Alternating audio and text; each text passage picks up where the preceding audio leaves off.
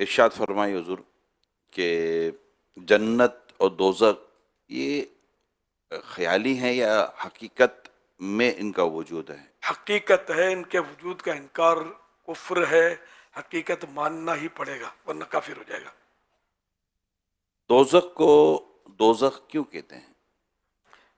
گہرائی کی وجہ سے، یہ بہت گہری ہے، اتنی گہری ہے کہ اگر اس کے کنارے پر کوئی بڑی سی چٹان رکھ دی جائے تو وہ 70 سال میں اس کے کنارے، اس کے گہرائی میں پہنچے گی، یا یہ کہ 70 سال میں بھی نہیں پہنچے گی، اس طرح کی روایت ہے نا، تو نہیں پہنچے گی، 70 سال میں بھی نہیں پہنچے گی، بہت گہری ہے جہنم، بہت مجری گہرا ہے جہنم۔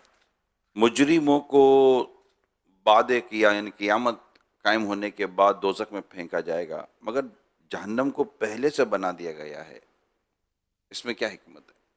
اللہ کی مرضی ہے، سچی بات تو یہی ہے کہ ہم ایمان لے آئے، اللہ نے جو کیا یہ درست کیا، جنت بھی بن گئی، جہنم بھی بن گئی ہے، لیکن بہت ساری صورتیں اس میں عقلی طور پر بھی ہوتی ہیں، جیسے کہ ہر ملک اپنے مجرموں کو سزا دینے کے لیے جیل بناتے ہیں، تو پھانسی گھر بناتے ہیں، تو بہت کچھ یعنی کہ سزاؤں کا انتظام ہوتا ہے، یہ مجرموں سے پہلے ہی بنا دیا جاتا ہے۔ اب کوئی چوری کرے تو اب سزا دینے کے لیے جیل کا کمرہ بناؤ، تو اتنے میں قاتل پکڑا گیا تو کوئی خطرناک کمرہ بناؤ تاکہ بالکل اس کو یوں زنجیر بھی جلدی جلدی زنجیر کی ڈھلائی کرو، بھائی اب اس کو زنجیر میں باندھنا ہے، ایسا تو کوئی بھی نہیں کرتا، سب پہلے سے ہی ہوتا ہے۔ تو یوں جنت اور جہنم بھی پہلے سے بنی ہوئی ہے، یہ تو ایک عقلی دلیل ہے۔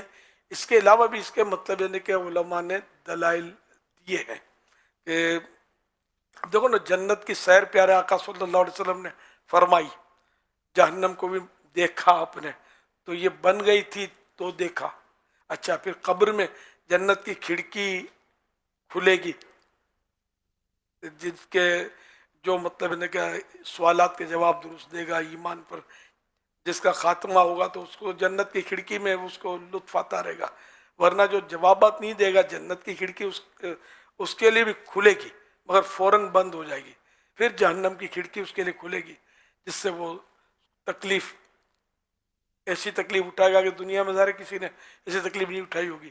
تو یوں جنت اور دوزخ کے ذریعے قبر میں بھی جنت سے نفع دیا جائے گا، دوزخ سے اس کو سزا دی جائے گی، تو ہے تو سزا دی جائے گی نا۔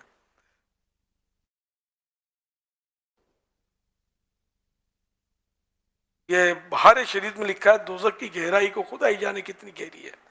حدیث پاک میں کہ اگر پتھر کی چٹان جہنم کے کنارے سے اس میں پھینکی جائے تو 70 برس 70 ایئرس میں بھی تہ تک نہ پہنچے گی، اور اگر انسان کے سر کے برابر شیشے کا گولا، شیشہ ایک میٹل ہے، آسمان سے زمین کو پھینکا جائے تو رات آنے سے پہلے زمین تک پہنچ جائے گا، حالانکہ یہ 500 برس کی راہ ہے۔ صلو علی الحبیب صلی اللہ علیہ محمد۔ شوہر اگر معاذ اللہ دوزخ میں جائے تو کیا گھر والے بھی جائیں گے؟ نہیں، ہر ایک اپنے اپنے اعمال کا بدلہ پائے گا۔ جہنم کا عذاب قبر میں بھی ہوگا یا بعد قیامت؟ قبر میں جو عذاب ہوگا وہ عذاب قبر کہلاتا ہے، جہنم میں جو عذاب ہوگا عذاب جہنم۔ جہنم کا سب سے ہلکا یعنی مائنر عذاب کون سا ہے؟ معذب کو، یعنی جس پر عذاب ہوا اس کو جہنم کی آگ کی جوتیاں پہنے جائیں گی، جس سے اس کا دماغ پتیلی کی طرح کھولے گا، جیسے چائے کی پتیلی آپ نے دیکھی ہوگی کہ چائے ایک دم ابلتی ہے، دماغ اس کا کھولے گا، اس کی تکلیف کا تو کوئی اندازہ کر ہی نہیں سکتا، سر درد کرتا تو کتنی پریشانی ہوتی ہے، سب سے ہلکا عذاب جس کو دے دیا گیا۔ حالانکہ ہم لوگ تو بڑے بڑے گناہ کرتے ہیں، کسی چھوٹے سے گناہ پر یہ ہلکا عذاب بھی مل گیا تو یقیناً یقیناً یقیناً ایک لمحے کے کروڑویں حصے کے لیے بھی کوئی برداشت نہیں کر سکتا۔ تو ہم سب کو ڈرنا بھی چاہیے اس میں، یعنی جس کو یہ ہلکا عذاب ہوگا نا، تو وہ حدیث پاک میں اس طرح کے مضامین موجود ہیں کہ اس کو کہا جائے گا کہ اگر تجھے ساری زمین میں جو بھی دولت ہے یا سونا ہے وہ سب دے دیا جائے تو کیا تو اس عذاب سے چھوٹنے کے فدیے میں دے دے گا؟ تو وہ کہے گا کہ ہاں میں سب دے دوں گا، میں کہیں آگ کی جوتیاں میرے پاؤں سے نکلتی ہوں اور یہ عذاب، میں ساری دنیا کی دولت دینے کے لیے تیار ہو جائے گا فدیے میں کہ یہ دے کر عذاب چھوٹ جائے میرا. لیکن یہ مثال دی گئی ہے تو یہ اتنا خوفناک خطرناک عذاب ہوگا، یہ ہلکا تو پھر اس سے بڑے عذاب خدا جانے کتنے خطرناک ہوں گے. اور یہ سب سمجھانے کے لیے مثالیں دی گئی ہیں. حقیقت تو وہی سمجھے گا جس پر یہ آئے گا عذاب. اور اللہ کریم ہمیں اس سے محفوظ رکھے. جہنم سے بچنے کی کوئی دعا بتا دیں. ایک تو وہ ہے نا پڑھتے ہیں روزانہ اللہم اجرنی من النار، اے اللہ مجھے جہنم سے بچا. کیا ماں باپ کو تنگ کرنے والا دوزخ میں جائے گا؟ حقدار تو ہے اس کا ہی، دوزخ میں جا سکتا ہے اللہ کی ناراضی کی صورت میں. کیا غیر مسلم جنات کو بھی جہنم کا عذاب دیا جائے گا؟ دیا جائے گا. دوزخ میں کوئی جانے والا واپس بھی نکلے گا؟ جو ایمان پر جس کا خاتمہ ہوا اور اللہ پاک نے جن کو عذاب دیا وہ بالآخر جہنم سے نکال کر جنت میں داخل کیے جائیں گے.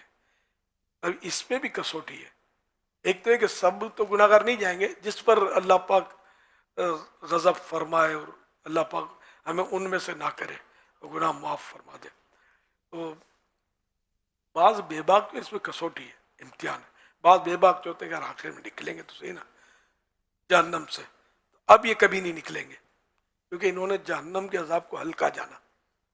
اللہ کے عذاب کو ہلکا جاننا یہ پھر ہمیشہ کے لیے جہنمی بناتا ہے. آدمی اسلام سے نکل جاتا ہے، یہ ذہن میں رکھیے گا. کبھی یہ نہیں کہنا چاہیے کہ اچھا ٹھیک ہے نکلیں گے نا، کبھی تو آپ جہنم سے نکل آئیں گے، ہے تو مسلمان نا. یہ تو اپنے سے بہت خطرناک ہے، کفر ہے. یہ کہتے کیا دوزخ میں عورتیں زیادہ ہوں گی اور اس کی کوئی وجہ ہے؟ روایت تو ہے یہ کہ وہ بخاری شریف کی حدیث مبارکہ میں کہ نبی کریم صلی اللہ علیہ وسلم نے فرمایا میں نے جنت میں جھانکا تو اس میں اکثر لوگ فقراء تھے.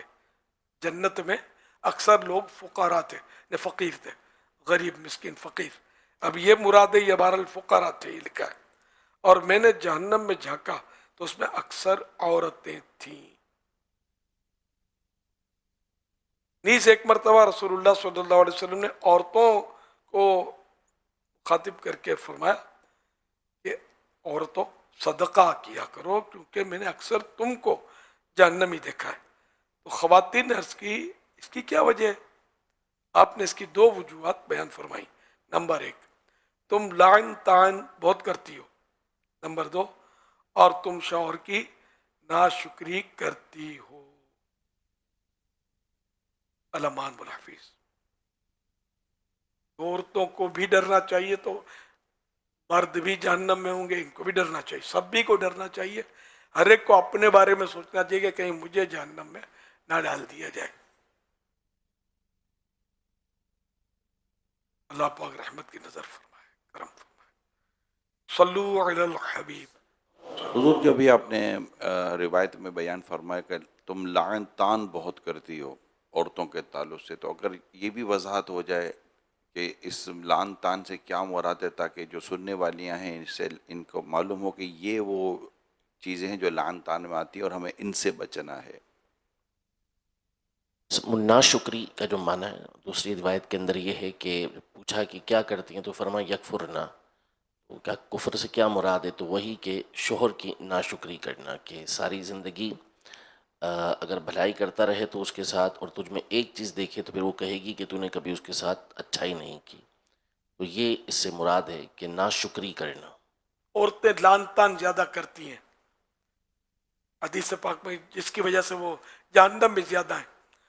تو اس کی شرح یہ فرمائی گئی کہ غصے میں بچوں پر لعن تان کرنا، لڑائی میں سامنے والا جس سے لڑائی ہوئی اس پر لعن تان کرنا، برا بھلا بولنا. اس سے معلوم ہوا کہ زیادہ لعنت کرنا دوزخی ہونے کا سبب ہے. یہ لعن تان کرنا نے برا بھلا بولنا آ گیا نا اس میں.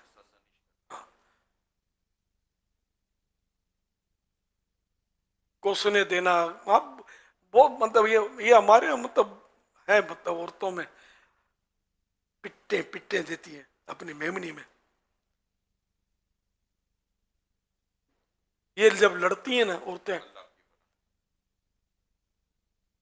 चार दीवारी में भी इतनी बुराइयां करेंगी, और बाहर भी अगर कोई दिलेर हुई ना बेहया, बाहर भी वो जो रोडों पे जो शोर करती होती हैं जब लड़ती हैं। बचपन में बहुत तमाशे देखे इन लोगों के, बहुत मतलब ऐसी ऐसी गंदी गालियां के मर्द मतलब शर्मा जाए। बेहया किस्म की औरतें होती हैं। तौबा, अल्लाह की पनाह। अल्लाह पाक हमें बेहिसाब जन्नत में दाखिल कर दे। मेरे प्यारे प्यारे सोहने सोहने